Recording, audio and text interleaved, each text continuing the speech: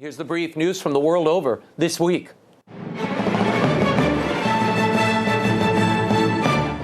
Two more of President Trump's key cabinet nominees were sworn into office this week, but not without some drama. Alabama Senator Jeff Sessions was sworn in as U.S. Attorney General on Thursday. While debating his nomination, Democratic Massachusetts Senator Elizabeth Warren was cut off for breaking a 100-year-old Senate rule. She disparaged her colleague, Senator Sessions, on the floor, which is a no-no.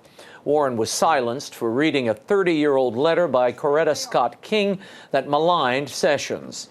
Jeff Sessions was nonetheless confirmed as Attorney General on a near party-line vote.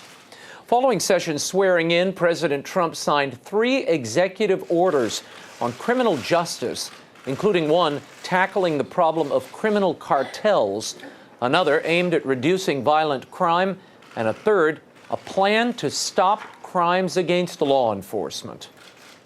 First, I'm directing Department of Justice and Homeland Security to undertake all necessary and lawful action to break the back of the criminal cartels that have spread across our nation and are destroying the blood of our youth and other people, many other people. It's a shame what's been happening to our great, truly great law enforcement officers. That's going to stop as of today. And on Tuesday, billionaire businesswoman and philanthropist Betsy DeVos was sworn in as U.S. Education Secretary hours after she won confirmation in an historic tie-breaking vote. With the affirmative vote of Vice President Mike Pence, DeVos became the first cabinet nominee to be confirmed by a 51-50 vote. Republicans Susan Collins of Maine and Lisa Murkowski of Alaska joined the Democrats in voting against DeVos, citing concerns that her advocacy for charter schools went too far. Democrats said she was unfit to be Education Secretary because of her lack of public school experience. More on DeVos and all the latest from Washington in our next segment. And with the migration debate raging at fever pitch here in the U.S. and around the world, Pope Francis took a thinly veiled swipe at President Donald Trump's border policies this week.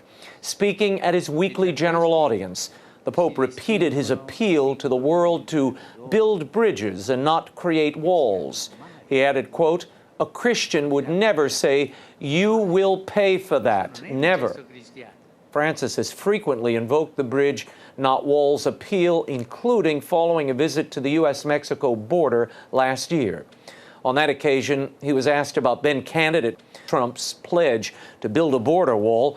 The Pope said that someone who thinks only of building walls and not building bridges is not a Christian.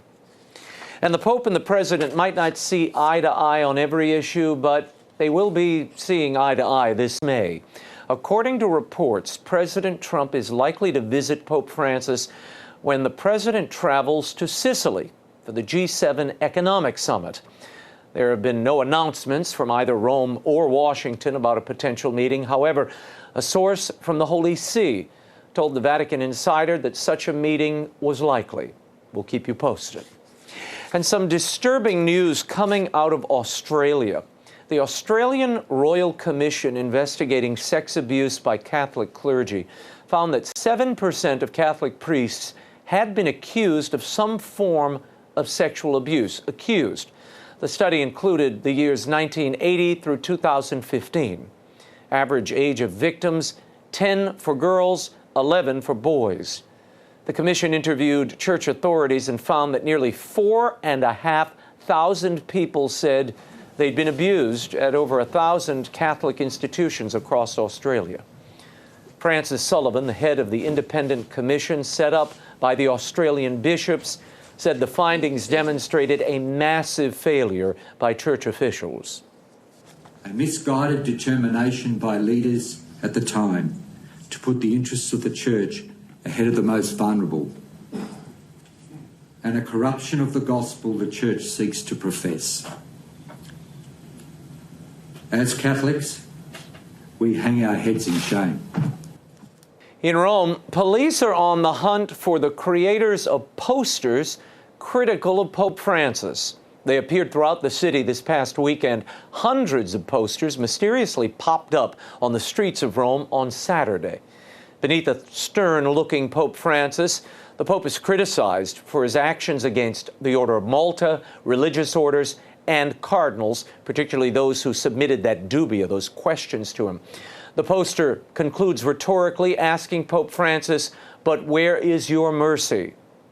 No group or individual has taken credit for the posters, but they appeared on the same day that Francis appointed his own special delegate to run the Knights of Malta, a sovereign order.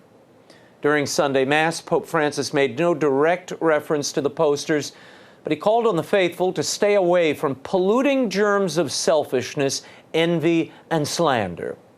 More on these stories and more from Rome later in the show. And how about some positive news? We need something. For the first time, a remote Siberian village has a small church all their own thanks to the efforts of one man.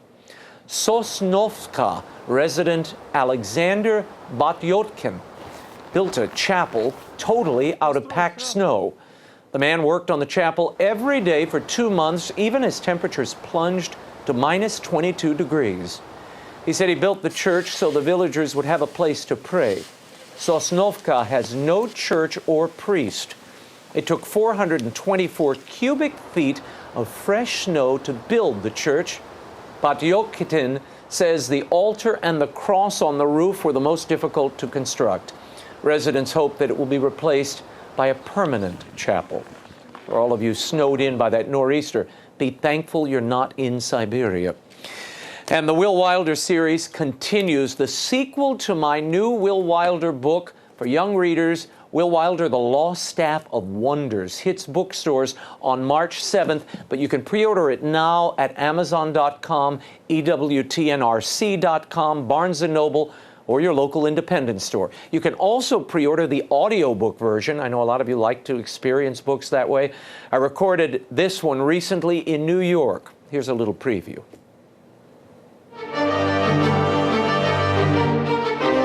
Chapter 1, The Flying Demon. Few of the residents of Perilous Falls knew that their town's museum housed much more than relics and antiquities. Rising up like a mountain of spires and domes at the high end of Main Street, the museum could be seen from anywhere within the city limits. Most had no idea that a mysterious community lived within its walls, hidden from public view. Now, if you pre-order the book or the audiobook, send me a receipt or confirmation of purchase. I'll send you a signed bookplate and a limited edition bookmark.